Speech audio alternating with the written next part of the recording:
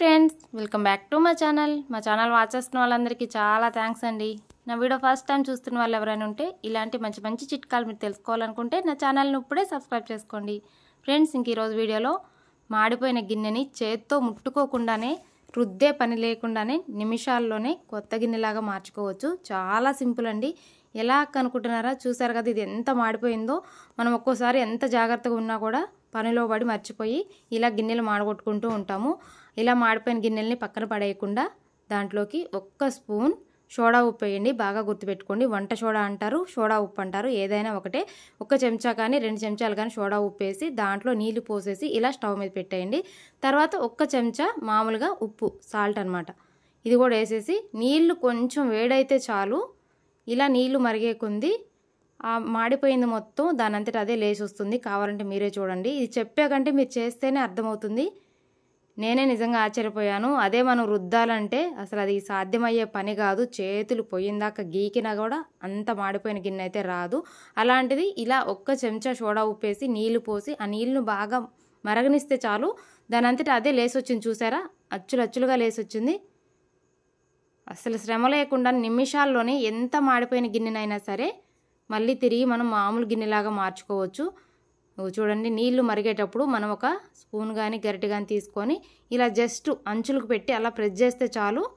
అచ్చులచ్చులుగా మాడిపోయింది మొత్తం లేచి వస్తుంది. గిన్నె క్లీన్గా అయిపోతుందండి. ఇదంతా కూడా నిమిషాల్లోనే అయిపోతుంది. ఎక్కువ శ్రమ లేదు, ఎక్కువ టైం కూడా తీసుకోదు. జస్ట్ నిమిషాల్లోనే మాడిపోయిన గిన్నె శుభ్రంగా అయ్యి కొత్త దానిలాగా తల మెరిసిపోతుందండి. ఇంకో చూడండి, ఇంకా అది పూర్తిగా పోయేంత వరకు ఇలా స్పూన్ కానీ గరిటె కానీ పెట్టి తిప్పుతూ ఉండండి. అడుగుని ఇంకొంచెం ఏమన్నా అంటుకొని ఉన్నా కూడా లేసి వస్తుంది. అంటే అంచులకు ఉన్నది కొంచెం కొంచెం అంటుకుపోయి ఉంటుంది. పెద్దదంటే త్వరగా లేసి వచ్చింది కదా, చిన్నది లేసి రావడానికి ఇలా గరిటెతోటి తిప్పుతూ ఉండండి. జస్ట్ 5 నిమిషాలు చాలు. అది ఉన్నంతసేపు అలా చేసే అంతసేపు స్టవ్ అయితే ఆఫ్ చేయొద్దు, ఆన్లో ఉంచి మాత్రమే ఇలా చేయండి.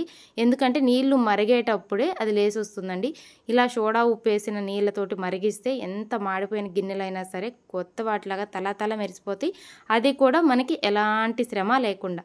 చూడండి, ఇలా మళ్ళీ నురగ కూడా వస్తుంది. చూడండి, ఇలా వచ్చేంతవరకు ఉండండి. గిన్నె క్లీన్ అవుతుంది. ఎంత బాగా అవుతుందంటే మనం షాప్లో నుంచి ఇప్పుడే కొనుక్కొచ్చామా అన్నట్టుగా మెరిసిపోతుంది స్టీల్ గిన్నె అయితే. చూడండి, నేను మొత్తం తీసిన తర్వాత కూడా చూపిస్తాను క్లీన్ చేసి. నాకు కొంచెం సైడ్లకి ఇంకా ఉన్నట్లు అనిపించింది, అందుకని గరిటెతోటి అలా ప్రెస్ చేస్తూ తిప్పుతున్నాను. చూసారా అచ్చులుగా ఎలా వచ్చిందో.